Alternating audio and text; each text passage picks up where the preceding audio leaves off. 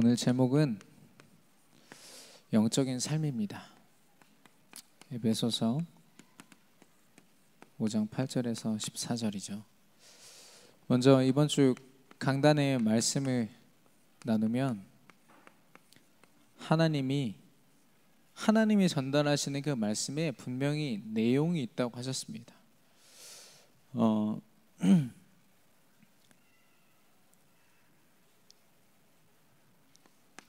그래서 하나님은 일관되게 한 가지 이야기를 하시는데, 구약에서는 많은 선지자들을 하나님이 세우사 하나님의 말씀을 먼저 깨닫고 전달하게 하셨거든요. 예를 들면 이 구약 뒤편에 보시면은 오바댜라든지 예레미야, 여러 사람들이 다 선지자입니다. 그래서 하나님이 이스라엘의 멸망과 주변 국가들의 멸망을 미리 알려주세요. 그래서 이 선지자들이 길을 쓰고 돌아다니면서 우리가 하나님 앞에 더 이상 범죄하지 말아야 된다, 이렇게 전달하거든요.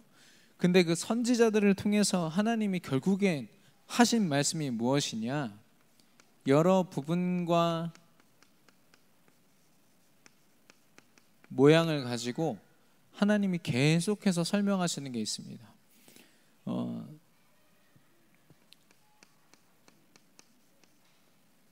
하나님의 열심으로 하나님께서 우리에게 전달코자 하셨던 그 말씀이 무엇일까? 그 말씀의 성취가 바로 우리의 믿음, 예수가 그리스도 되신다는 그 믿음입니다. 예수님이 바로 그리스도의 일을 하셨다는 거죠. 이 그리스도의 일을 우리를 위하여, 나를 위하여 성취하셨는데, 요한일서 3장 8절,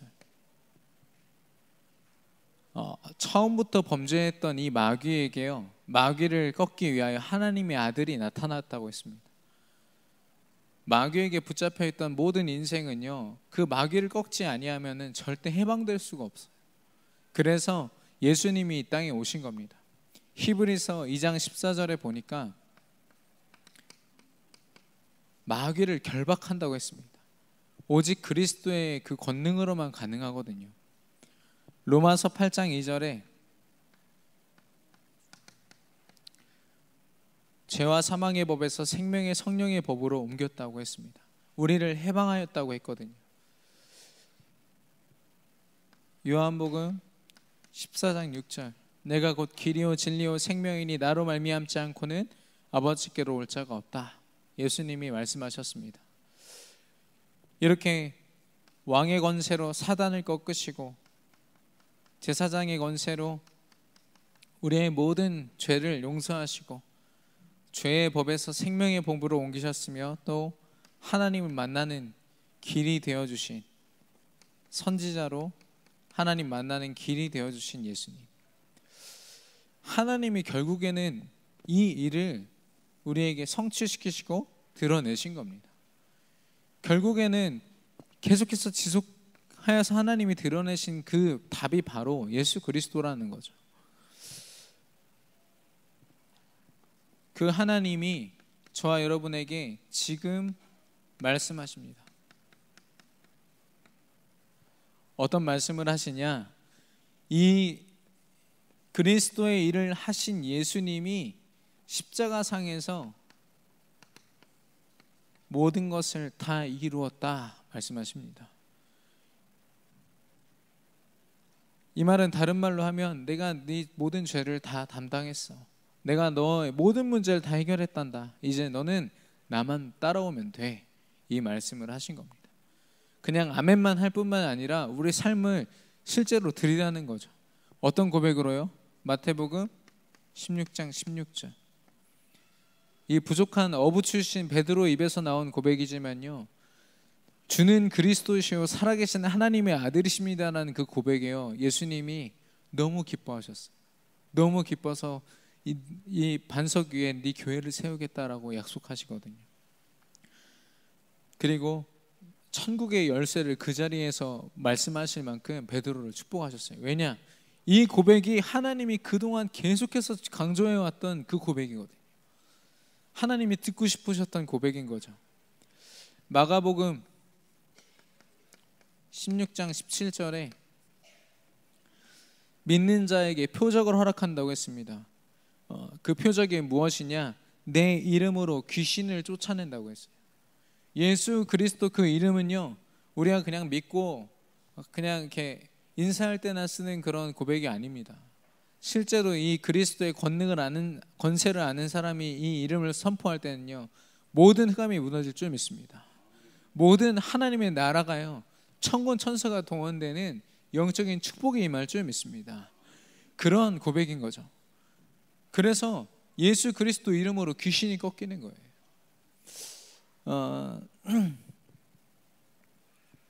사도행전 1장 8절. 그래서 하나님은 그리스도께 집중할 때 하나님은 우리에게 성령을 부으신다고 했습니다. 우리가 날마다 어떤 상황 속에서도 이 고백을 할 때요, 예수 그리스도가 모든 문제 해결자가 맞다면 모든 문제 속에서 이 고백을 해야 되지 않겠습니까? 이 고백을 할 때 하나님의 역사, 성령의 역사하시면 우리가 그 충만함을 받아 증인이 된다고 했습니다. 여러분 혹시 어려움 속에 있으십니까? 제가 지지난 그 강단을 제가 이렇게 했는데요, 그때 PC방 얘기를 했더니 우리 랩런트들이 와서요, 자기 속 얘기를 막 꺼내놔요. 자기 PC방에서 살았던 얘기, 그리고 지금 살고 있는 얘기, 뭐 이런 얘기를 해요. 저한테는 참 어떻게 보면 부끄러운 얘기지 않습니까? 예. 목회자를 꿈꾸고 있으면서도 그런 삶을 살았다는 것 자체가. 그러나 저한테는 지금은 그게 증거가 돼 있어요. 그 PC방에 있는 모든 사람들한테 저는 사실 답을 줄 수 있습니다. 어느 정도. 왜냐? 저에게 주신 하나님의 문제였지만 답이었고 또 저의 증거가 되었기 때문에. 하나님은요, 성령이 충만함이 임하면 그 모든 우리의 삶을 증거로 쓰신다 말씀하셨어요. 우리를 증인으로 세우신다고 말씀하셨습니다. 그래서 내가 성령의 충만함을 누리고 있으면 결국에는 내가 어떤 상황에서도 증인이 되는구나. 여러분이 좋은 걸 가졌다고, 많은 걸 가졌다고, 많은 걸 갖추었다고 증인이 되는 게 아닙니다. 못 가지면 못 가진 걸 가지고 증인으로 하나님 쓰실 거고요. 그걸로 굉장한 큰 역사를 하나님께서 보게 하실 겁니다.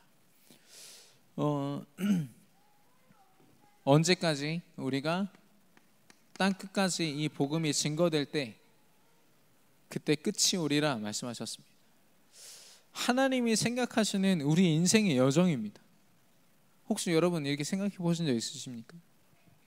예수가 그리스도래, 내 인생을 모두 하나님 앞에 한번 드려보자. 그리스도를 고백하고 그리스도의 권능을 가지고 사단을 꺾고 천사가 동원되는 것을 날마다 체험하고, 그리고 모든 현장에서 내가 증인이 되고 땅끝까지 하나님께서 나를 쓰실 것을 확신하는 인생, 이게 진짜 우리 인생인 거죠. 여러분 확신하십니까? 여러분을 하나님께서 이렇게 인도해 가실 줄 확신하십니까? 네, 흔들리지 않는 믿음이 저와 여러분에게 있기를 바랍니다. 이게 바로 언약의 여정인 거죠.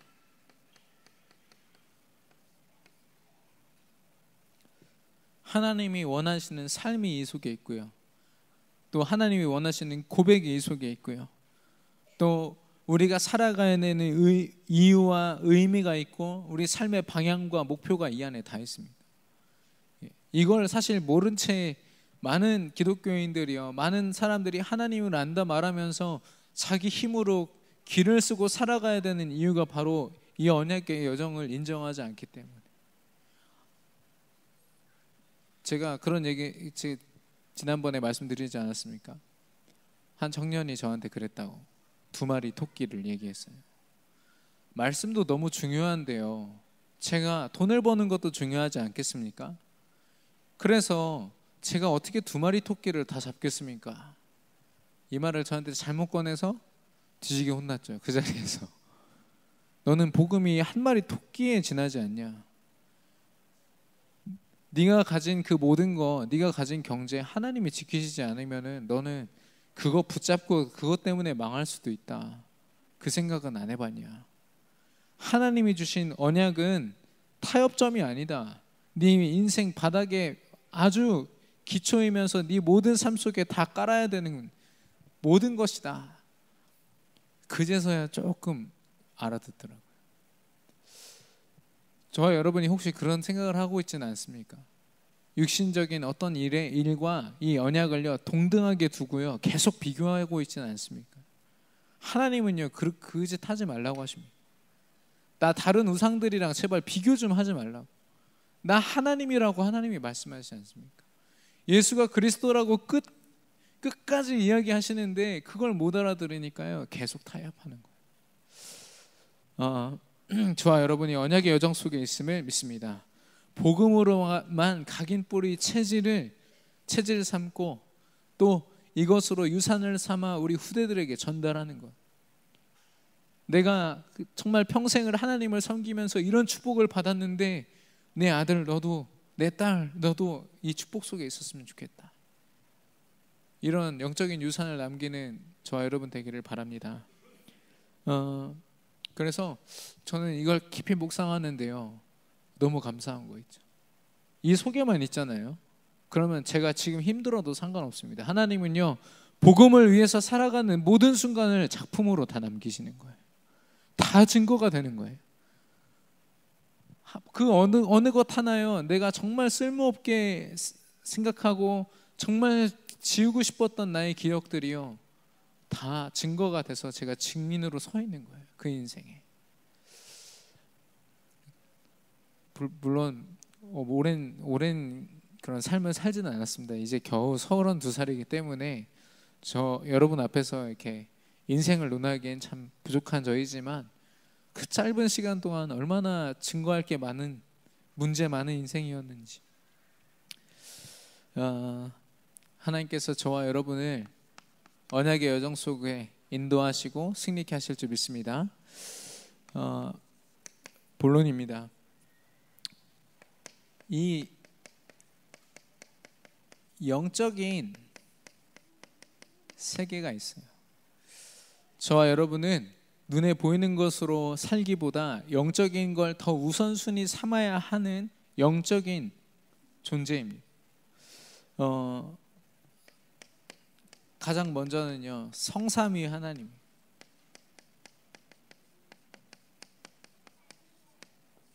성삼위 하나님은 삼위일체라고도 이야기하는데요 구별된 세 개의 위격을 가지신 하나님이란 말이에요. 첫 번째는 뭐냐? 성부 하나님입니다.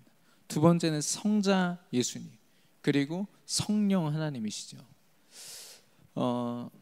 이 부분이 참 어렵지만 저와 여러분이 분명히 이해하고 있어야 우리의 믿음을 성숙시키는데 또 하나님 앞에 우리가 분명한 우리의 믿음을 좀 이렇게 뭐라고 하죠? 성숙시킬 수 있는 그런 영적인 지식인 것 같습니다. 성삼위 하나님의 성부 하나님. 하나님은 창세기 1장 1절에 창조자이십니다. 태초에 하나님이 천지를 창조하시니라. 창조하셨을 뿐만 아니라 출애굽기 3장 14절에 모세에게 나타나셔서 말씀하십니다. 나는 스스로 있는 자니라. 세상의 그 어떤 모든 만물들은요 분명히 창조되었어요. 어떤 누군가에 의해서 창조되었지만 하나님은 그렇지 않아요. 스스로 계신 분입니다. 골로새서 1장 17절 모든 것의 주관자이시죠. 그리고 주관자이시며 또 주권자이신 하나님이시고요. 또 신명기 6장 4절에 보니까 우리 여호와는 하나라고 했어요. 하나라는 고백을 합니다. 하나님은 한 분이신 줄 믿습니다. 우리나라에만 예수님이라고 주장하는 사람, 자기가 이제 구주라고 주장하는 사람이 뭐 몇백 명이 있다고 얘기를 하는데 다 그 이제 귀신한테 사로잡힌 사람들이고요. 진짜 우리 하나님은 단 한 분이시죠. 그래서 하나님이십니다. 그래서 이 하나님을 잘 드러내는 구절이 있어요. 이사야서 14장 24절 26절 27절 우리 잠시 좀 보겠습니다. 이사야서 14장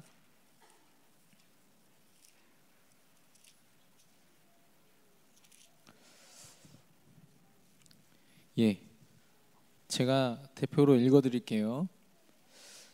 만군의 여호와께서 맹세하여 이르시되 내가 생각한 것이 반드시 되며 내가 경영한 것을 반드시 이루리라. 이것이 온 세계를 향하여 정한 경영이며 이것이 열방을 향하여 편 손이라 하셨나니 만군의 여호와께서 경영하셨은즉 누가 능히 그것을 패하며 그의 손을 펴섰은즉 누가 능히 그것을 돌이키랴. 하나님이 경영하시는 것, 하나님이 계획하시고 생각하신 것은 분명히 성취된다고 했어요. 그리고 그 누구도 그걸 막을 수 없다라고 말씀하십니다. 그런 하나님이세요. 두 번째는 예수님이십니다. 성자 예수님. 성자 예수님은 창세기 3장 15절에 여자의 후손으로 이미 예언되셨습니다. 그리고 말씀하십니다. 요한복음 1장 1절에 말씀이 곧 하나님이시며 그 말씀이 요한복음 1장 14절에 육신을 입어 이 땅에 오셨다고 했어요. 그분이 바로 예수님이십니다. 그러니까 하나님의 말씀의 성취로 결국 오신 거죠. 오셨어요. 로마서 5장 8절에 왜 오셨냐? 왜 십자가에 달리셨냐? 우리에 대한 자기의 사랑을 확증하기 위하여 하나님이 하신 겁니다. 그래서 십자가에서 아까 나누었지만 세 가지 직분을 가지고 사단의 권세와 죄의 권세와 지옥의 권세를 완전히 이기셨습니다. 이게 바로 예수님인 거죠.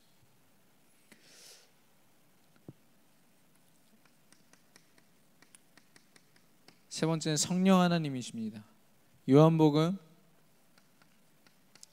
14장 16절과 17절 그리고 26절과 27절에 보시면 하나님께서 보내신 그 보혜사가요 우리에게 모든 것을 알려주시고 모든 것을 가르쳐 주신다고 했습니다. 그러니까 이 성령 하나님이 사실 우리 인생의 모든 것을 인도하신다는 거죠.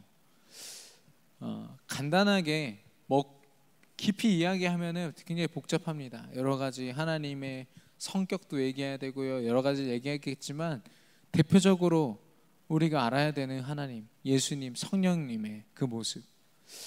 근데요, 이 세 분이요 한 분이래요. 이해가 되십니까? 삼위일체가 바로 그 말이거든요. 각자 다른 모습으로.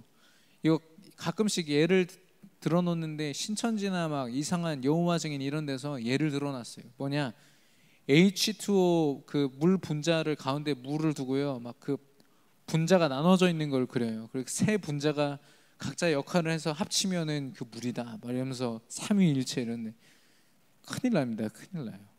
어떤 사람은 또 그런 예를 들어요.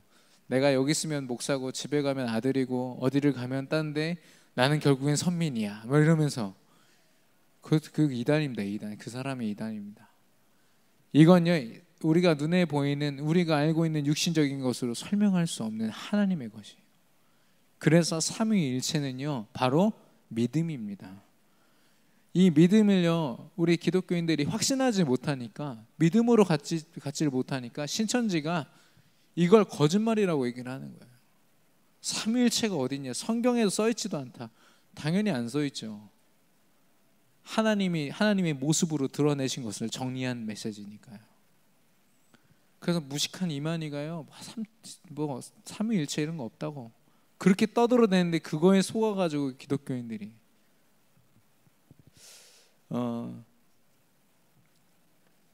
성삼위 하나님은 우리가 분명히 가져야 될 믿음이고요, 또 하나의 영적인 존재 사단과 그 졸개 귀신입니다.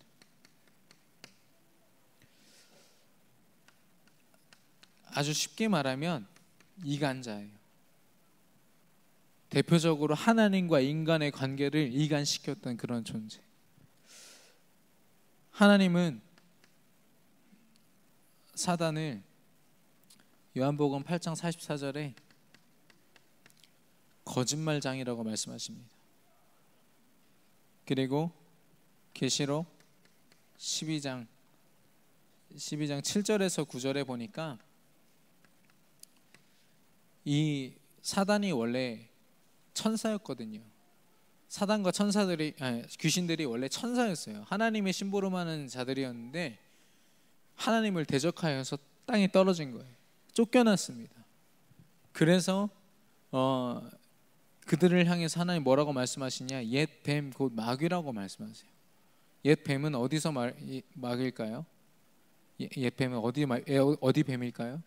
창세기 3장에 하와를 속였던 그 뱀인 거죠. 그래서 에베소서 2장 3절에 보니까 본질상 진노라고 했어요. 하나님이 아예 애초에 싫어하는 대상이에요. 하나님이 가장 진노하시는 대상입니다. 불신자들을 가리켜서 진노의 본질상 진노의 자녀, 본질상 진노의 아들, 딸 이렇게 말씀하십니다. 이 사단은요, 에베소서 2장 2절에 풍조를 만들어요. 세상의 문화를 만들어서 그걸 시스템으로 만듭니다. 그래서 모든 사람들을 속이기 위해서 굉장히 간교하게 움직이죠. 창세기 3장 1절에서 6절, 하나님과 인간을 이간시켰던 그 사건 뭐냐면 절대 먹지 말아야 되는 선악과를요, 사단이 몇 마디 하니까 먹음직스럽고 탐스럽고 그런 열매로 보였다고 했거든요. 그러니까 이 하나님과 인간의 관계를 완전히 깨뜨린 장본인인 거죠. 그리고 마태복음 25장 41절에 이 악한 영들을 위하여 준비된 그 곳을 지옥이라고 이야기합니다. 근데 결국 지옥은요, 사단이 같이 데리고 들어가는 곳이, 지옥도 하나님 소관입니다. 근데 그 지옥에요, 사단이 하나님 앞에 대적했기 때문에 사단 혼자 가야 되거든요. 근데 인간을 데리고 들어가는 거예요. 하나님 앞에 대적하게 만들어서. 그렇게 악랄한 존재가 바로 사단이고 귀신입니다. 더 중요한 건 하나님의 피조물이라는 거죠. 아무리 발버둥 쳐봐야 하나님 손안에 있는 존재라는 겁니다. 세 번째는 인간입니다. 인간은 영적인 존재라고 했거든요. 창세기 2장 7절에 보니까 하나님이 흙으로 빚어 사람의 모양을 만들고 그 코에 생기를 불어넣어 생명이 되었다고 했어요. 살아있는 영이 된 겁니다. 하나님으로 말미암아. 뿐만 아니라 창세기 1장 27절과 28절, 하나님의 형상을 가진 자로 모든 축복을 누리는 자. 하나님의 형상이란 말이 뭡니까? 눈에 보이지 않는 하나님과 같이 영적인 존재라는 거예요. 육신은 있지만 육신보다 더 중요한 영적인 존재로 하나님과 함께할 때, 영적으로 함께할 때 가장 행복한 자의 그 축복. 그게 인간의 아주 이상적인 영적인 상태였거든요. 근데 이 사단에게 속아가지고 창세기 3장 6절에 보니까 그때부터 하나님을 떠나고 근본 문제가 시작이 되죠. 육신적인 삶으로 완전히 빠진 겁니다. 영적인 축복을 하나님과 늘 대화하면서 누렸던 이 아담 하와가요, 이때부터는 근본 문제라는 것을 감당하면서 사는 존재로, 자기 삶을 걱정하는 존재로 살게 되었습니다. 그래서 이거 보면은 인간의 살아가는 원리가 있어요. 창조 원리. 우리 맨날 얘기하잖아요. 물고기는 물속에서, 나무는 땅속에서, 인간은 하나님과 함께. 하나님과 함께하는 영적인 존재가 바로 인간입니다.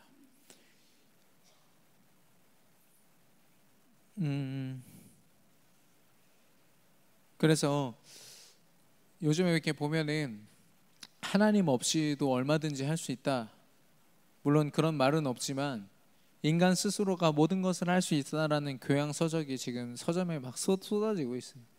나를 발견하라, 나를 찾으라, 나를 비워라, 그 속에 내가 있다. 그렇게 해서 찾은 나는 결국에는 사단에게 사로잡혀 있는 나를 찾는 거거든요.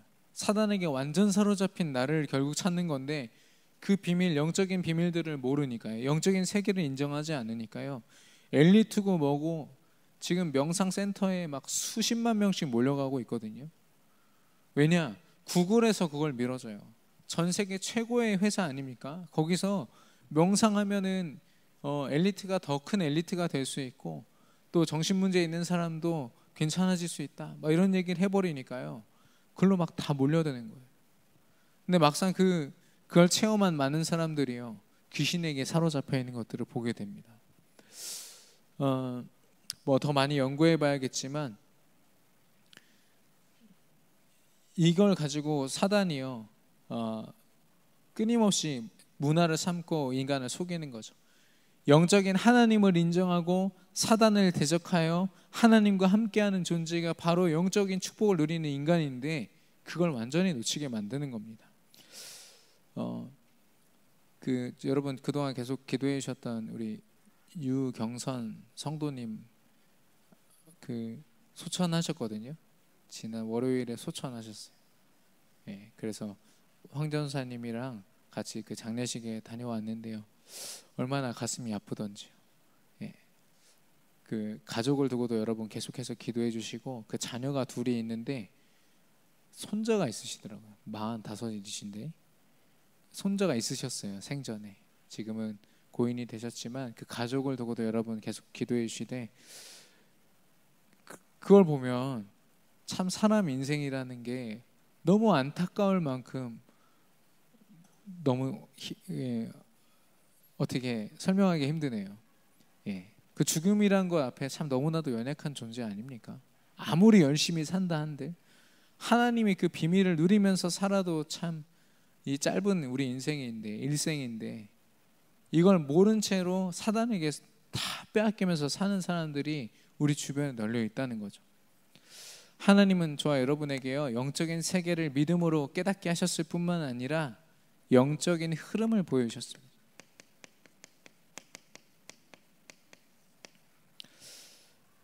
가장 최고의 영적인 축복, 그 상태를 한마디로 좀 어떻게 표현할까 했는데요, 에덴 동산이었어요. 어떻게 먹고 살지 그 고민하지 않았습니다. 그냥 하나님과 대화하고 하나님이 주신 것으로 먹고 사는 게 에덴 동산에서의 일이었어요. 그런데 그런 인간이 영적으로 타락합니다. 창세기 3장 1절에서 6절이죠. 사단에게 속아서 선악과를 따먹는, 그래서 하나님의 말씀을 거역하는 죄를 짓고 하나님을 떠나는 것. 하나님은 이걸 보면서 영적인 문제라고 말씀하세요. 눈에 보이지 않아요. 분명한 영적인 문제입니다. 그런데 인간의 방법은 어떻습니까? 이 영적인 문제로 눈에 보이지 않는 문제가 찾아왔는데요, 이 인간의 방법을요 사단이 주관해 버리니까 영적으로는 오히려 무감각해지고 무관심해지고 그리고 무지해지고, 하나님을 얘기하면 거부하고 하나님 듣기를 싫어하고 하나님을 싫어하는 사람들. 그래서 거기서 나온 게 종교, 미신, 그리고 명상, 접신, 영적인 여러 가지 행위들, 선행, 지식, 철학, 그리고 쾌락. 사람들이 다 거기에 다 빠져서 살고 있잖아요. 마치 자기가 하나님인 것처럼, 하나님 없이도 살 수 있는 것처럼 고백을 하지만, 그 인생을 깊이 들여다보면 그 자존심에 그 깊은 상처들이 있는 게 하나하나 보여질 때마다 얼마나 마음이 아픈지. 인간의 방법으로는 영적인 것들을 절대 접근조차도 할 수가 없습니다. 사단이 그렇게 다 막고 있는 거예요. 얼마나 불쌍합니까? 그런 인간을 위하여 하나님은요, 하나님의 방법을 허락하셨습니다. 하나님의 방법이기 때문에 영적으로 올바른 방법입니다.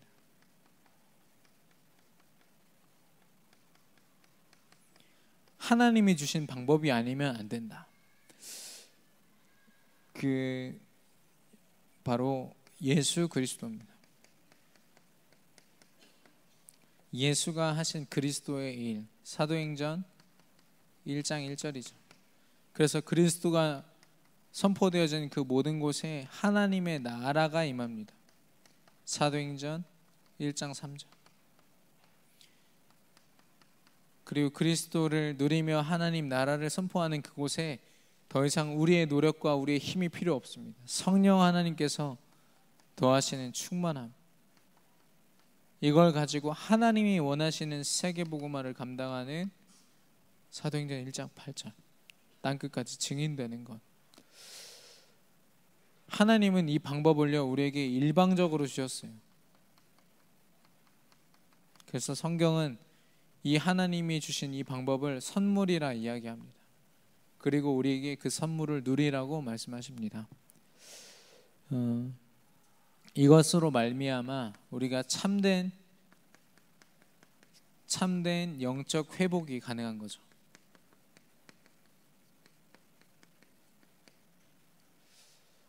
그래서 영적으로 분명히 병들어 있는 현장을 우리가 봐야 됩니다. 아무도 볼 수 없기 때문에 우리가 봐야 되는 거 있죠. 그래서 하나님은요 저와 여러분에게 증인이 될 수 있도록 영적인 증거를 허락하셨습니다. 먼저는 말씀인데요, 하나님은 매주 선포되는 강단 말씀과 훈련의 말씀을 통해서 하나님의 계획을 보이시고, 그리고 하나님이 어떻게 성취해 가시는지를 낱낱이 깨닫게 하십니다. 하나님의 말씀이 아니고는 알 수가 없거든요. 여자의 후손으로 오실 것이다라고 분명히 말씀하셨고요, 그 성취로 그리스도를 허락하신 하나님이세요. 몇천 년 만에 그 하나님께서 지금도 말씀하십니다. 우리에게 분명히 성취될 말씀을요. 그걸 우리가 붙잡느냐 못 붙잡느냐, 붙잡힌 바 되느냐, 아니면 그 말씀을 가지고 날마다 타협하면서 사느냐, 중요한 고민거리겠죠. 그래서 하나님은 성경 66권을 가지고 확증하셨어요.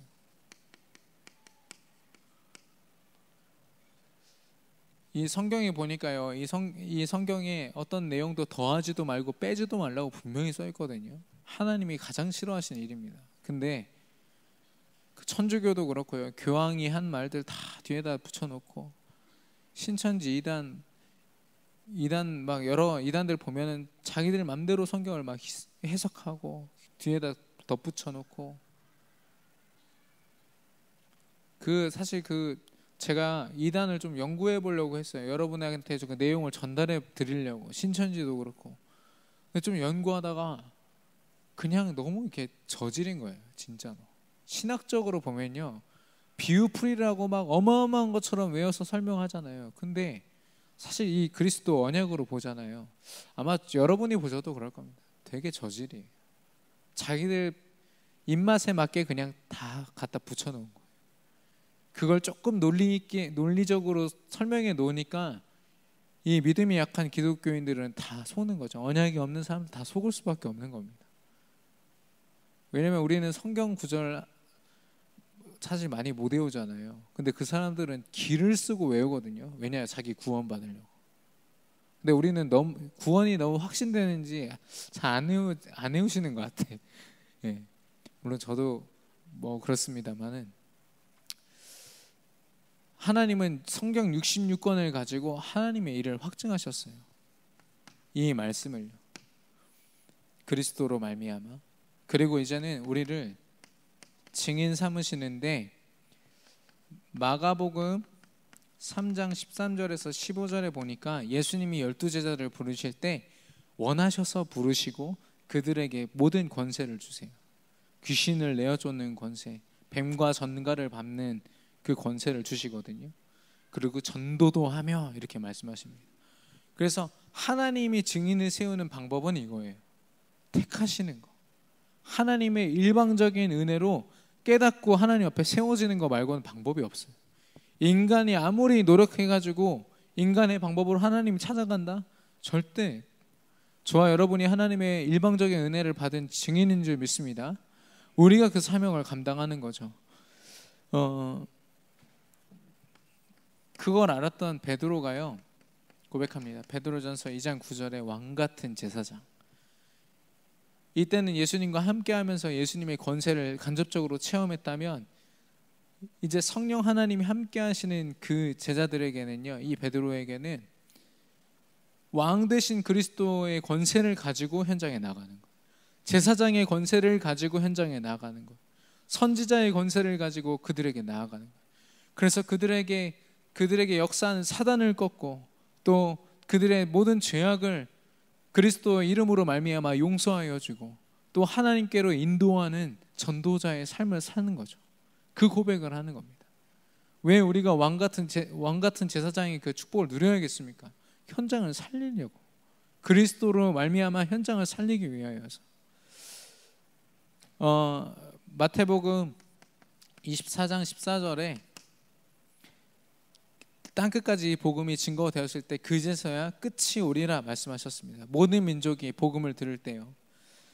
이 일을 감당하는 모든 순간, 마태복음 28장 20절에 내가 너희와 항상 함께 있으리라, 영원까지 항상 있겠다고 말씀하십니다. 사도행전 1장 8절. 그래서 예루살렘과 사마리아 그리고 땅끝. 아이고.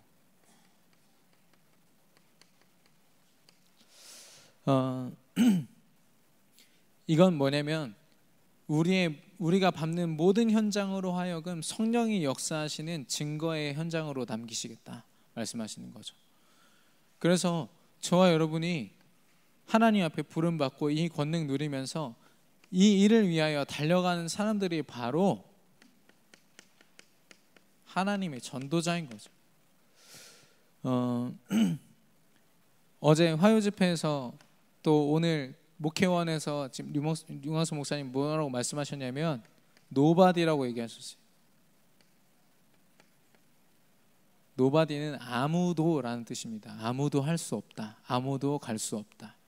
아무도 갈 수 없는 그곳에 우리를 보내실 것이고, 아무도 할 수 없는 치유와 또 영적인 그 역사를 우리를 통하여 하나님이 하실 줄 믿습니다.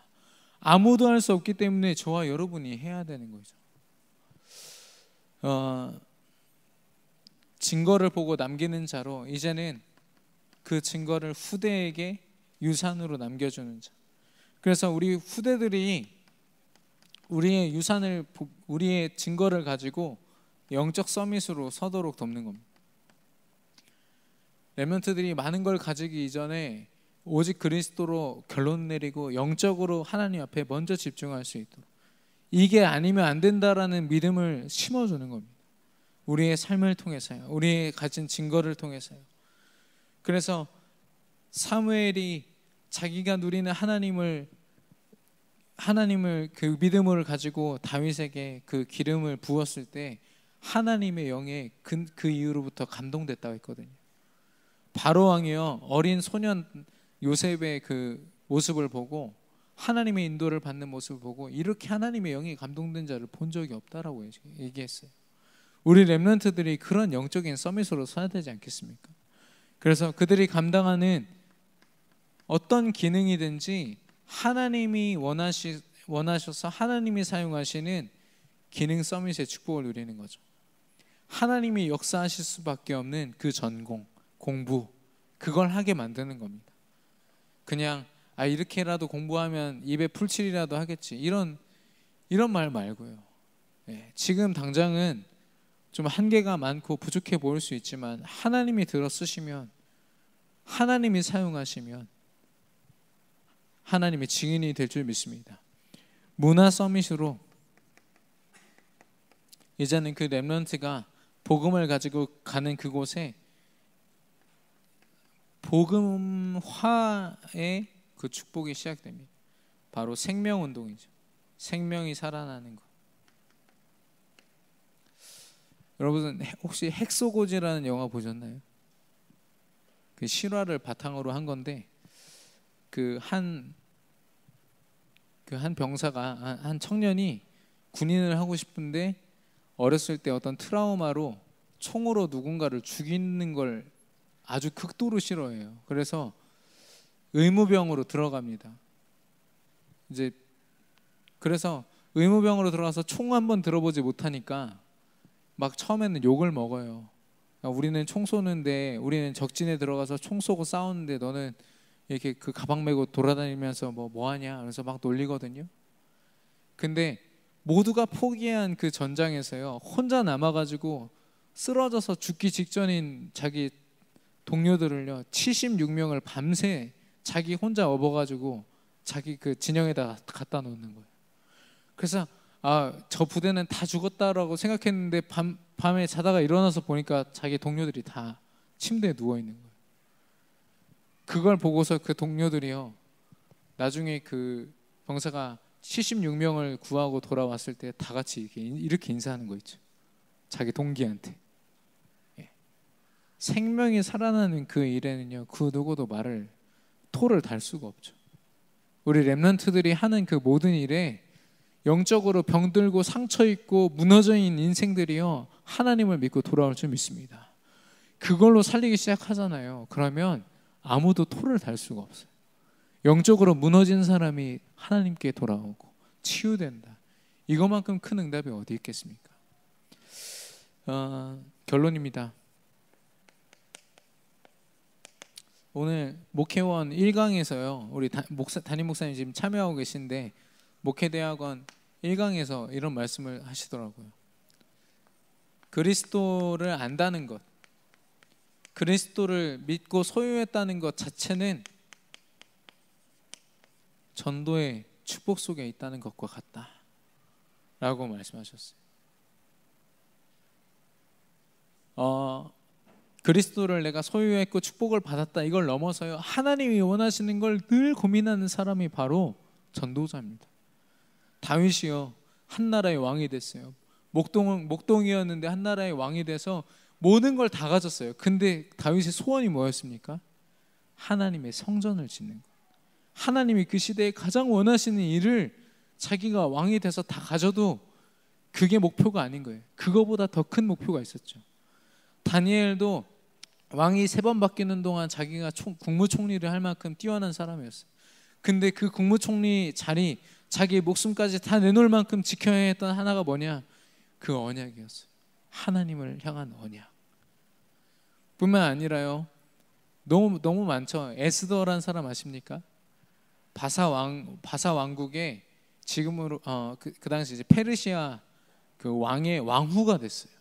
여왕이에요. 그러면 다 가졌잖아요. 다 가졌는데 자기 이스라엘 민족을 지키기 위하여 어떤 고백을 합니까? 죽으면 죽으리라 고백합니다. 이게 하나님의 렘넌트들이에요. 내가 지금 당장 가지고 있는 것과 상관없이요, 하나님이 원하시는 것을 감당하는 사람. 저와 여러분이 전도를 생각하면 한계가 너무 많죠. 여러 가지 부담도 많이 되고 그렇죠.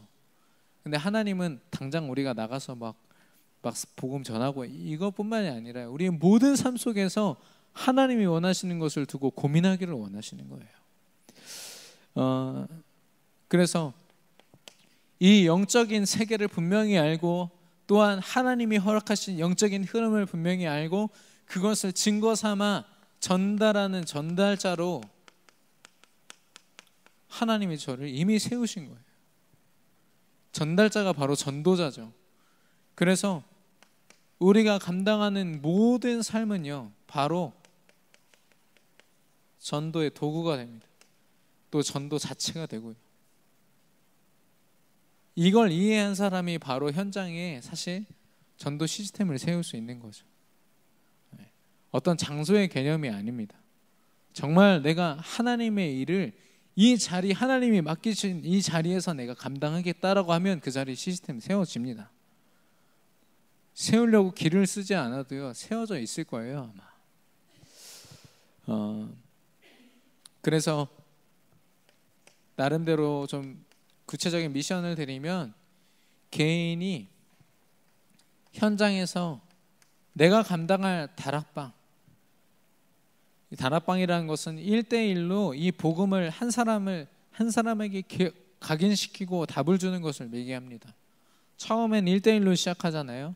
나중에는 그 자리에 계속해서 한 사람 한 사람 답을 얻고 돌아오는 사람들이 생기기 시작해요. 그게 바로 다락방의 응답이죠. 그리고 캠프입니다.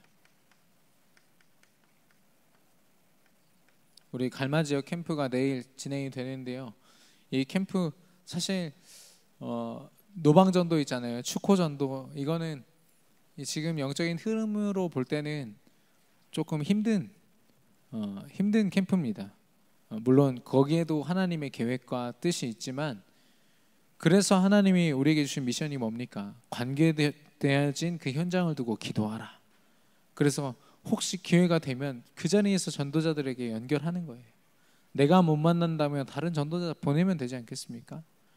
그래서 만나는 거죠. 그래서 이걸 가지고 하나님이 영적으로 주신 것들, 우리에게 삶 속에서, 여러분 회사에 가시고 학교에 가셔서 이거 확인하려고 애를 써보십시오. 아무도 알려주지 않습니다. 아무도 보여주지도 않아요. 언제? 하나님 앞에 기도하고 말씀 듣고 전도 현장에서만 볼 수 있고 확인할 수 있는 겁니다. 그래서 우리가 다락방하고 캠프해야 되는 거였죠. 그래서 우리가 확인하는 겁니다. 무엇을 확인합니까? 영적인 하나님이 주신 말씀의 내용을 확인하는 거죠. 하나님이 끊임없이 말씀해 주신 것, 지금까지도 성취해 오셨고 앞으로도 성취해 가실 것.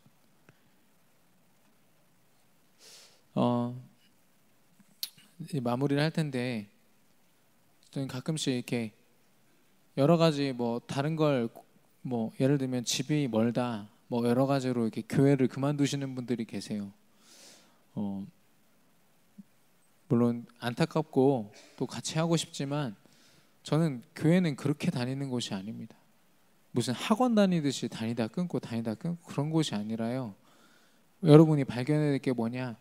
하나님이 우리 교회에 주신 미션이 무엇이냐, 이걸 발견하고, 우리 담임 목사님을 통해서 지금 내게 어떤 말씀을 주시냐. 우리 교회에 대표적으로 어떤 게 있습니까? 아프리카 사역이 있잖아요. 이건 우리 교회에만 맡기신 특별한 사역입니다. 여기에 마음을 두지 않고 기도하지 못하면 그 축복의 대열 속에서 어쩌면 많이 빠져나와 있는지도 몰라요. 그래서 우리 교회 강단과 하나님이 주신 그 축복의 흐름 속을 쭉 타고 갈 때요, 하나님이 그래서 교회를 혹시 이동하게 되더라도, 그 교회에 있는 그 흐름이 내 인생과 너무 맞다, 이러면은 할 말이 없습니다. 하지만 집이 가까워서요, 이러면은 분명히 후회하실 텐데, 저렇게 교회를 이동하시거나 그렇게 내 편의로 다니는 것이 아니지 않습니까? 신앙이라는 것이. 그래서 큰 교회를 얘기를 해서 좀 죄송한데요. 예원교회 같은 경우는 대전 근교에서도 교회를 출석하는 분들이 많이 계십니다. 물론 큰 교회고 응답이 크기 때문에 그런 걸 수도 있지만, 그게 상관이 없다는 거죠. 거리나 여러 가지 육신적인 그런 것들이 문제되지 않는다는 겁니다. 믿음에 있어서는요. 그리고 제가 이제 여러 사역 현황을 들어봤는데, 예원교회가 지금 청년부가 응답을 많이 받고 있어요. 지금 한 600명 정도로 이렇게 하나님께서 많이 그 숫자를 이렇게 주셨고, 또 900명을 바라보고 지금 사역을 함께 감당하고 있다고 합니다. 그 비밀이 도대체 뭘까? 저도 대학 청년부 담당인데 비밀이 뭘까? 보니까 그 청년 담당 목사님이 말씀하시더라고요. 우리 청년부 안에는 220개의 다락방이 있고, 그리고 440명이 그 다락방에 참여하고 있습니다. 그래서 그 참여하는 사람들과 응답을 받는 600명이 지금 이 자리에 예배를 드리고 있습니다 라면서 말씀을 시작하시더라고요. 예. 제가 어떤 수적인 응답을 얘기하는 게 아닙니다. 다락방을 통하여 영적으로 하나님의 영적인 이 세계와 또 하나님의 말씀의 내용을 전달하는 그 현장을 통해서 하나님이 자연스럽게 그 응답을 허락하시는 게 보이는 거죠. 제가 여러 가지 말이 많았습니다만 어쨌든 영적인 축복을 우리가 알기 때문에 현장에서 예수가 그리스도 되신 언약을 붙잡고 승리하는 저와 여러분의 삶이 되기를 바랍니다. 주신 말씀 붙잡고 이 시간 합심으로 기도하겠습니다.